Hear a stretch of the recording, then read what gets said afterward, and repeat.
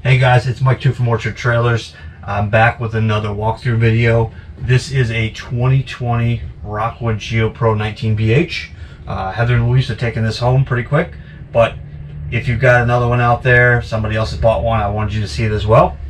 So here we go. Starting up front, we're gonna have your bed. We're gonna have some nice cubbies up top with some netting. They'll move for you, it's flexible and it'll keep things from falling down. Over on the corner here, we have a USB and outlet pop-up. So this thing pops up out of the counter, and there's a red tab right now that holds it up, keeps it up there. You want to push that in and drop it down, and then it pushes down into the counter. Like that. And that just pops up when you're ready to use it. Now on this mattress in here, there is an oval at one end of the mattress or the other.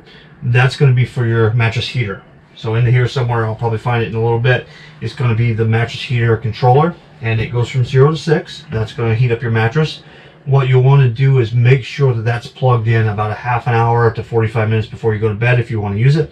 It takes a little bit of time to heat up the coils and get that mattress to the temperature you want.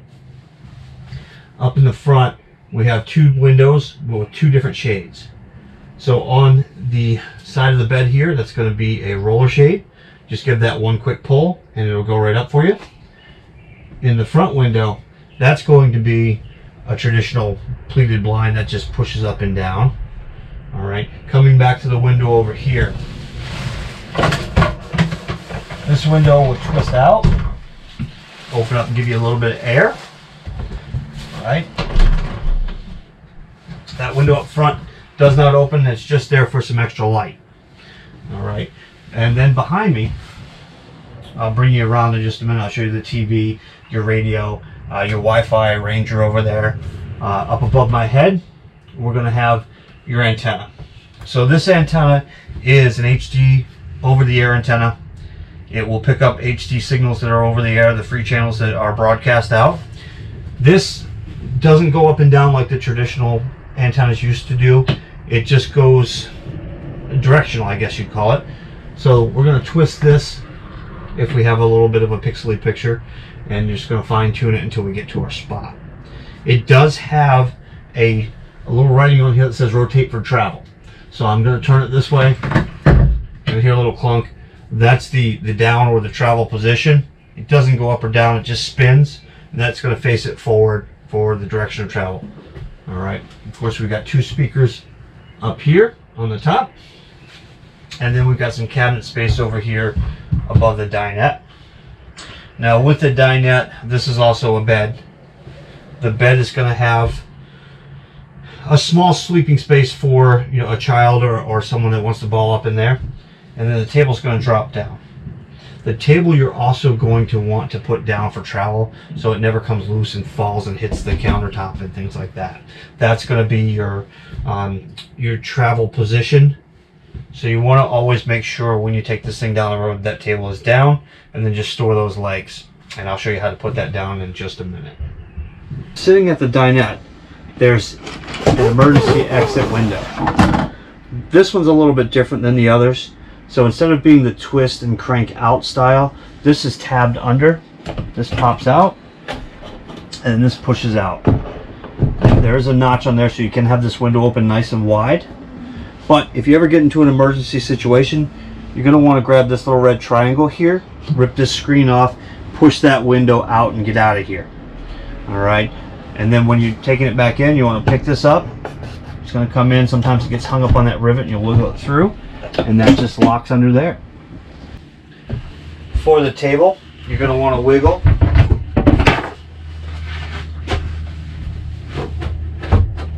You want to take this leg out of here. This leg you can store in a few different places. Some people put it in the pass-through, will put it under the bunk, maybe in a drawer or underneath that bed. I'm just going to tuck it out of the way for video purposes here. So you'll see that this table has two little hooks here on the back of the table. You also have these hooks. That'll keep it to the wall. And this is a lot better than the two-pole system because they tend to shake. This is going to hold firm in there for you. All right, you'll also see that there's Velcro on here. There's also Velcro on here. So when you put this down, you're going to have a nice secure hold while you're traveling. I always say put it in one side and then pick up the cushion and put it in the other. Otherwise it's going to get hung up here. And that's our down position. Now when we're ready to make a bed, we're going to take our back pieces here, put them in the middle. Sometimes they're a little tight and they'll pop up on you. Alright, so that's going to be your bed position. You don't have to put these cushions in when you're traveling. You can leave them up just like this. But you definitely want to make sure that table is down. And I'm going to take that table out to show you some more things underneath. So under here, you have a couple things that you'll want to know. I'm going to bring the camera down a little bit lower so you can see them a little bit better. Down bottom here we have your inverter switch. This switch will control the inverter that converts the power over from 12 volt to 110 power. So if you are running off the batteries, you're running on the solar, you're going to want to turn this on. That's going to convert your power over to 110 so you can use the outlets in this thing. Otherwise, you don't have outlets, you only have lights and things like that in here. Below that, we have our carbon monoxide and LP detector. So if you ever have a propane leak, this thing's going to yell at you. You want to get out of here. It's also going to chirp if the battery goes dead out front. So if your batteries for some reason are dying out front, this thing's going to chirp like a traditional smoke detector would. At that point, you'll know your lights in here will be kind of dim and you'll have to, charge your battery back up. Otherwise, it's just going to look for a low-lying leak like propane or carbon monoxide. On the other side of the booth, you're going to have a 110 outlet. Below each side of the booth, you're going to have a nice drawer. Below the sink, you're going to have your cold air return. This is where the furnace is going to suck in all your air and recycle it and put out your heat. Below your stove, you're going to have a drawer for pots and pans. By the door, we're going to have a GFI outlet and a furnace vent. That's where your heat's going to come out. This is going to be one of the things you'll want to check if you have an issue where you're plugged into 110 power and you don't have outlets. This is a GFI. There's a reset button here. That might be your first place to look if you ever run into an issue and you don't have outlets. In the kitchen, we're going to have cabinet storage up top. This goes all the way through. We have a touch light above the sink. Of course, we have a pleated shade over here. This is a traditional mini blind, if you will. That's going to have a regular crank here to open and then a pull over here to pull up and down. This is tabbed on each side, so there's a little plastic clip over here that goes into the end of the curtain, and that keeps it from swinging when you're going down the road. Your sink, that's pretty straightforward. It's just on and off, hot or cold. There is a tray here for storage, and then of course you got your drawer here and a bottle opener. Your stove has a knife block built in back here in the back. So there's a couple slots back there. They're not vents like everybody thinks they are. They're actually made specifically for knives. So you don't have to have a big kitchen knife block taking up your counter space that you don't really have. So they go right in there. The glass on the stove is actually a prep space first. And then when you're ready to cook, this just flips back like this and you're ready to go. Now, don't travel with this up. Make sure when you travel you put this back down. Travel like this. You have 3 burners here. So each burner has its own little switch to go to light. We hold our button and that lights. Now there's no gas in here, so that won't actually fire up right now, but there will be when you pick it up. Alright, so that's all set to go. Just light, hold the button. The oven's a little bit different. So on the oven, we're going to have an igniter finally, after all these years. So with the igniter, we're going to turn this a little bit away, and it says pilot on here. When we do pilot on, we're going to hold this button in. We're going to hold this igniter. Now what I've learned playing with these things over the last year or so is you can angle this oven at a 45, and you can see in the reflection down bottom, you can see the igniter underneath. So I can look down here, hold this button, and I can see the spark in the reflection. What you want to do with this thing is hold this button in, light this up. When you see the flames start down there, you'll want to keep holding this button for about 5 to 10 seconds to let that thermocoupler warm up, and then turn it on to your temperature. And then your temperatures are all marked around here. Right, moving back to the fridge and the microwave. The microwave is really straightforward. There's a couple presets on it, but it's a standard microwave. The only thing I caution people about is the little glass dish inside may bounce and break, so you may want to get a little piece of pool noodle or just take it out. That might be the safest bet. Your fridge works on gas or electric. So first we're going to show you this. This opens the fridge. You want to squeeze that in. All right. On is obviously going to turn this on. We have two options, auto or gas. So right now we're on auto. It's going to look for electric first. If it can't find electric, it's going to look for gas. If it can't find either of those, it's going to light up this check light here. Usually that means you're not plugged in, your gas bottles are not open, it can't find any source to fire up. Usually we can resolve it by open up your bottles and that'll power on. If you want to run it straight on gas, push that button out, the auto light goes off, and now you're on gas. Again, make sure those propane bottles are open so you can fire this thing up. You have a fridge in here and a freezer. We have our tire pressure monitoring system in here. So this will be all set up for you when you're ready to take this home. This is basically going to tell you where those tires are at. So you want to make sure that your tires are never underinflated, never overinflated. This will tell you what their temperatures are, what their setting is for pressure, and then if something's going wrong, you'll be able to know right away with this. In here we also have the module for the bed. So this goes into the bed, this goes into the wall, and then there's a dial on here that goes from 0 to 6 to control your temperature. Again, give it 30 minutes, 45 minutes to warm up completely. Turn this off. So that snaps into place for travel. And that's your fridge. Below the fridge, we have our converter box. This pushes in and opens up. You're going to have all of your breakers here and all of your fuses over here. So these breakers, you're going to have your main over here are 30, and then they're all labeled down below. The fuses are all automotive style fuses. They also have a red light on the board next to them. So if one goes out, the red light's going to light up. You'll know exactly which one it is. Just pop it out. These are automotive style fuses, so you can go to any auto parts store and pick them up. When you close this up, you have that cooling fan in the middle. It's vented here. And then over here, you have a screened in area so you can see that red light if one of those fuses should ever go bad. You don't even have to open it.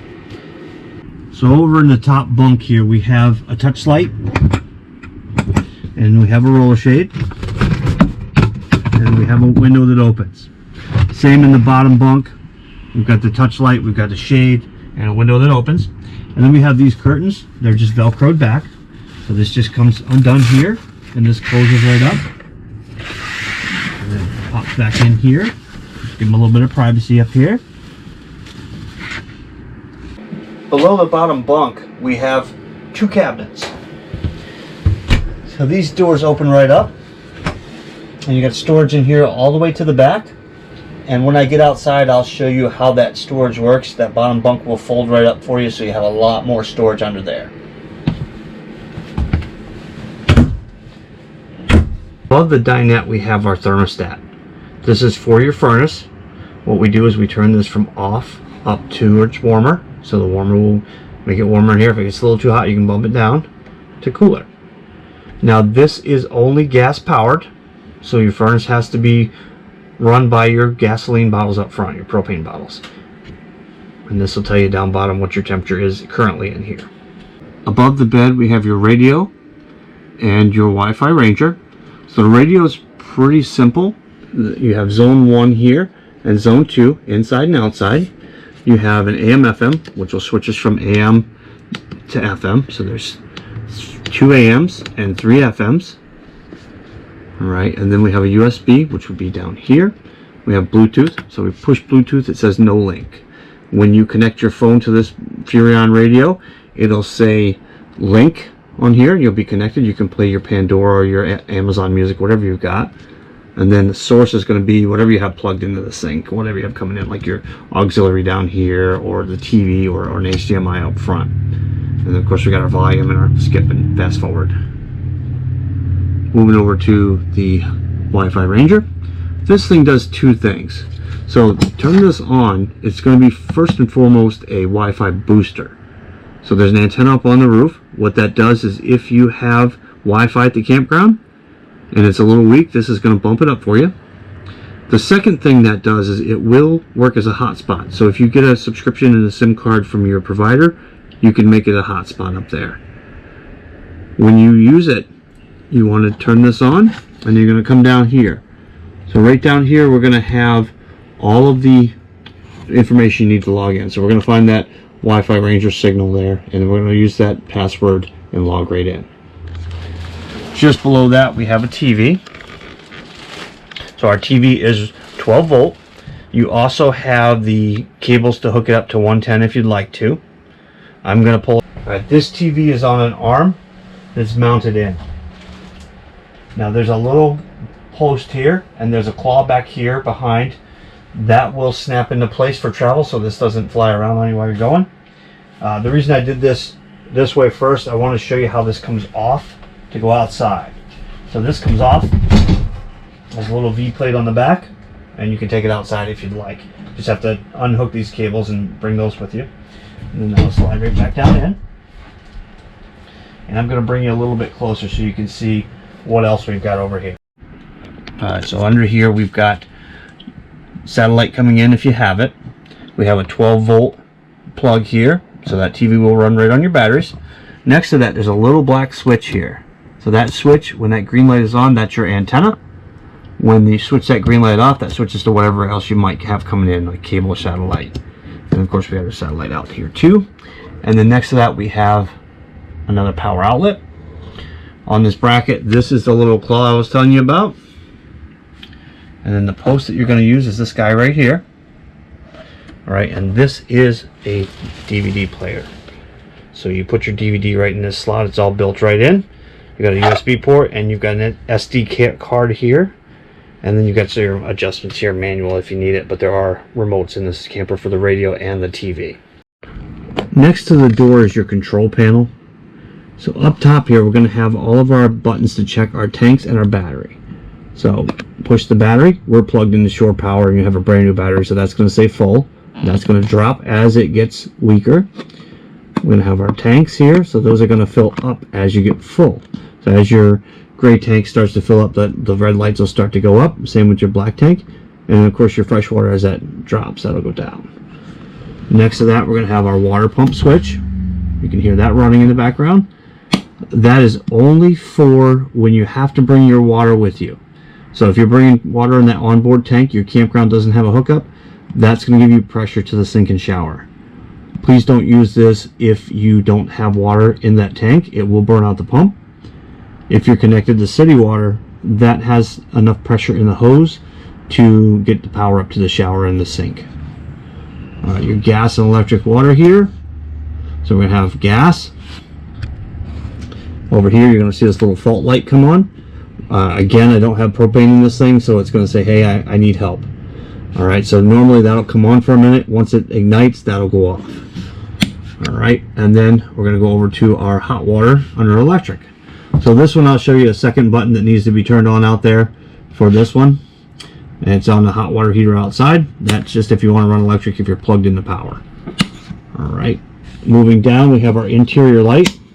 When I turn that off, everything that's still on in here is going to be on a touch button. If I flip that back on, all the main lights are going to come back on in here. Then our porch light is going to be the amber light outside. Our awning light is going to be the LED under the awning. And this awning extend and retract is going to be in and out. Just above the stove is going to be your solar controller. So this basically tells you where your charge is. We're at 14.4 volts here.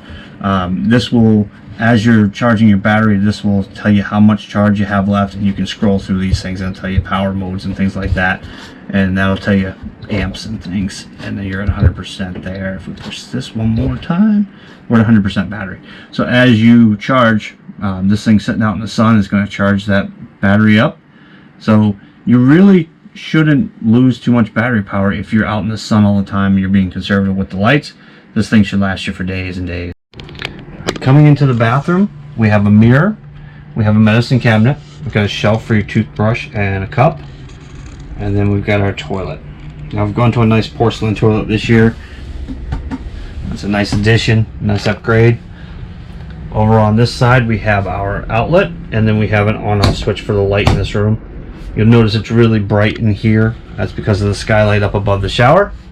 That skylight is just there for light. It doesn't open. Moving down into the shower, you have a wet dry bag over here. Moving over to the shower, we have a water saving feature on the shower head. So this little button here allows you to get wet, click it off, lather up, click it back on, and then rinse off. That way you're saving water, you're not filling up that gray tank too quickly. This also has the shower miser in it. So the shower miser, this is meant to save water as well. So when you're ready to shower, you want to turn the knobs hot and cold to where you think you'd like the temperature to be. Then you're going to turn this valve up. You'll hear it sucking there. That is going to be the position to send the water back to the fresh water tank. And when it's warm enough to this temperature you've set, this is going to change colors here. This is going to change to a whitish blue color. That'll tell you I'm ready. You switch that down, and that's going to send the water through the hose and up to your shower head. At the bottom of the shower on the outside, there is a heater vent, and there is a white box with 4 screws. That white box basically gets you into the plumbing of this unit. So if you ever need to do something with that shower drain, you can get right in there. Moving around the corner here to the bottom of the toilet, this toilet has a foot flush. So you're just going to want to step on this pedal here to flush that toilet. There are some little rings up the top that will push the water down and flush down the bowl. Up above the toilet we have our max air fan. So this fan is going to be 920 cubic feet a minute. What we're going to do is we're going to twist this little knob here. That's going to open up our cap. As you can see, looking through here, there's another cap over that cap. So if you forget to close this cap and it rains, you don't have to worry about it. That cap up top is angled and louvered, and it should keep the water out of here. This fan has a couple on-off buttons here. So we're going to do 1, nice and quiet. We're going to do 2, a little bit better suction there. 3.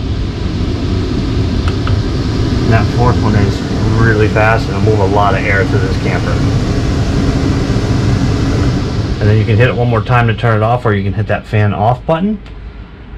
When you bring the cap down, it's going to bounce a little bit. They all do that. And then when you get it all the way down, this pushes up and locks into place. Moving to the outside of the camper, we've got pass-through storage at the front. This opens up here, and there's a magnet hold up top to hold that for you. Inside here we're going to have your grill and the framework for that goes outside, and then we're going to have your table on the other side. Just ahead of the pass-through you've got solar plug-in here, so this is an extra, say 20 amps max. That's just going to trickle charge the battery. It's not going to add any real additional solar power to run the unit. On the door we have a Bauer lock. Now you're going to have keys for this, but you also have a touch code here, so you have instructions on how to program this thing. But if you ever get into a jam, the default code is 3715. That'll get you into this thing in case you lock it and you can't get in, you forgot your key. That's just going to control your deadbolt.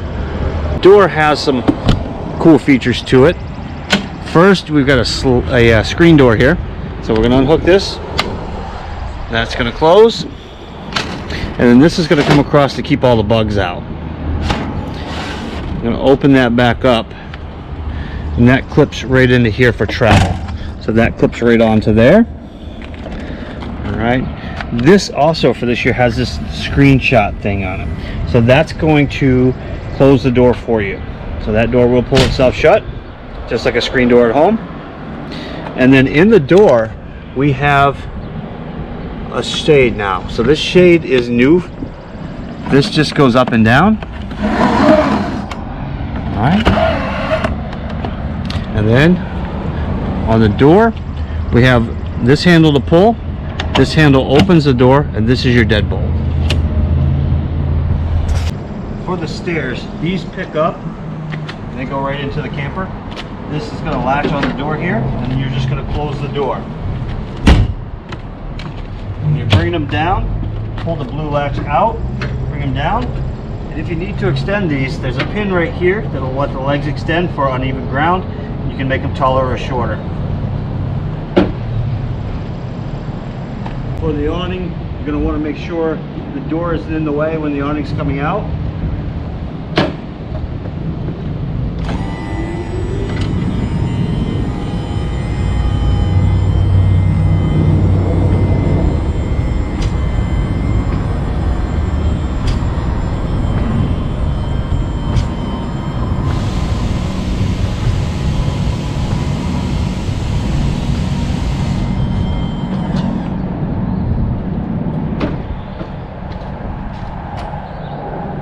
When you're ready to make a rain dump, you're going to want to pull this down, tighten this nut,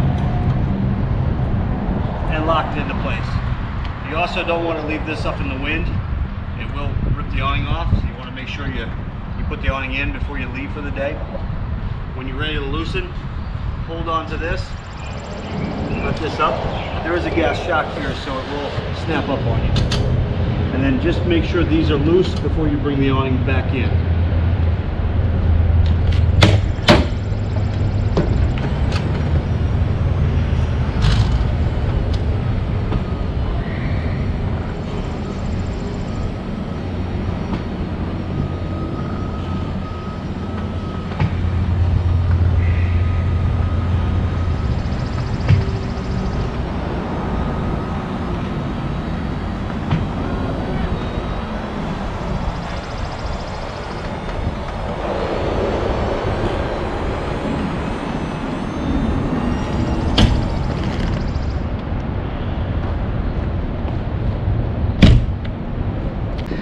This rail folds. I like to put it over the door just in case the door ever popped open for some crazy reason. Down here we're going to have our furnace vent. You'll want to get some screens for this. That does get left dormant all summer long, so the bees love to make nests in there, and there's a chance for the mice to get in the winter. They make dome screens that go over. Right next to the stairs here, we're going to have a hole. So in that compartment up front, I'm going to show you the wrench to bring this tire down with. All right, so if you ever get into a pinch, there's a spare tire underneath. And then our low point drain is also underneath here. It's going to be these two little knobs here to drain your lowest point of your tank. Moving up, we have an amber light, your porch light, your speaker. Over here, we're going to have your range hood vent. These tabs push up and out, and that vents your range hood outside. When you're ready to travel, you're going to snap them up into place. You're good to go. Next to that is your fridge vent, and another fridge vent down here. Then we've got power. Below that, we have propane hooked up for your griddle. And then your griddle is going to go right here on this railing with your table. Back of the camper, we have our black tank flush. So this is going to help flush out that black tank should it ever be clogged, or if there's a false reading on your panel inside. Say you check your black tank and it says you have a full tank, you dumped it and it should say empty, and now it still says 3/4 are full. Sometimes there's a little piece of toilet paper or something stuck on the sensor. You'll just want to flush this thing out. We have a ladder that goes up to the roof. It's important that you check the roof from time to time. The manufacturer says once a year. I always say twice a year, spring and fall. Anything that goes through the sidewalls or through the roof has caulk around it. If that caulk chips and cracks, water can get down through and be really catastrophic to these trailers. In the middle here we have your prep for a backup camera. So that backup camera, it's a Furrion brand. They usually run about $340 or so here at our shop, and you can get them plugged right in. They are powered by the running lights up top, so your lights in your car have to be on, and that is an observation camera as well as a backup camera. All right, so back at the back corner we have that bike door. This just opens up here, access into the bunk, and then the storage underneath. This bottom bunk picks up, and that will pin up out of the way, so you have all this space underneath this bunk for storage. Below that bike door we have our dumps here. We're going to have our gray tank dump up front, and then we're going to have our black tank dump in the back here. Just ahead of the tire we have our power that plugs right in. It's a 30 amp cord. Just ahead here we have the outdoor shower. In here you're going to have that same water saver feature that you have inside, and you're going to have your hot and cold here. We got fresh water filled before that. That's going to be your freshwater tank if you have to bring water with you. Just below is going to be your cable and satellite hookup, just as they're marked. You're going to have your city water if you're on campground water. You're going to have your antifreeze inlet for winterizing. When you're ready to winterize this thing, you're going to take a little piece of hose, put it in your jug of antifreeze. We're going to go inside and we're going to flip the water pump on, and then I'll suck it through for you. Before you do that, you're going to want to make sure you went into your hot water heater. So this is our hot water heater here. You'd have to take this anode rod out and drain that tank. You'd want to go into the pass-through storage here and take down this wall. This wall has a couple screws in it, down bottom and up top, that gets you right into the back of the hot water heater. Now in the back of the hot water heater you're going to have what looks like an H. So hot and cold are going to be there, and then the bypass is going to do that. You want to open that bypass, close. Opening the bypass allows the water to bypass the hot water heater. You don't want to put 6 gallons of antifreeze into that hot water heater and then another 2 into the system. So that's going to let you winterize this thing. Coming back to the hot water heater, we're going to have a blow-off valve up top. You want to release some pressure, just like a radiator in the car, before you take out this anode rod at the bottom. We got reset buttons here. The button down here is for electric. You want to turn this on to run this hot water heater. That's going to give you that power. And then again, that anode rod at the bottom here is for draining the tank, but it's also going to sacrifice itself to save the metal of the tank. So this will have to be changed once a year or so, depending on how often you're using it. It's going to basically eat up the metals in the tank so they don't eat up the tank. Below that hot water heater is going to be your fresh water drain. That's just going to be a pole here to empty that fresh water tank. And then next to that is a storage pipe built in for your sewer hose, so you can store it out here. In the pass-through storage on this side, we're going to have a bag with your cord in it. That's going to have your power cord. It's going to have a couple little goodies in there for your camping trips. We do have a foot here for the jack, and then we have a hand crank to bring that tire down and to crank up these jacks.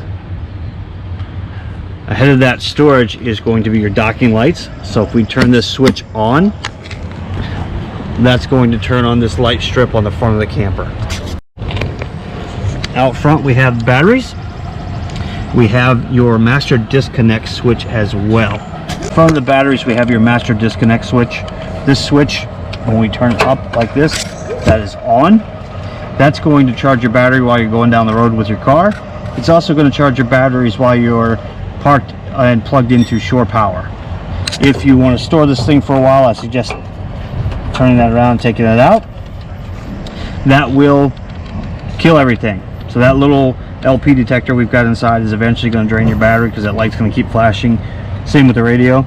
So you want to kill this completely if you're going to be storing this thing for a few weeks. We've only got one bottle on here at the moment, but you will have 2. So this is going to be our on and off. This is going to be our connector. Our regulator in the middle here is going to read red for empty and green for full. It also has this little arrow on it. So that arrow picks which tank. So I can spin that around to the other tank if I'd like, run off of that tank. When that one's empty, I can come back to this one. Or if you're really crazy, you can put that straight down and you can run off both tanks. The problem with this is when they're gone, they're both gone. If you put it on one or the other, you at least have one backup tank. Power tongue jack, we have a light, and then we have up and down. Alright guys, I hope that answers a lot of your questions on this unit. Again, 2020 GeoPro 19BH at Orchard Trailers. If you have more questions, give me a call, 413-665-7600. Thanks for watching. I'll see you soon.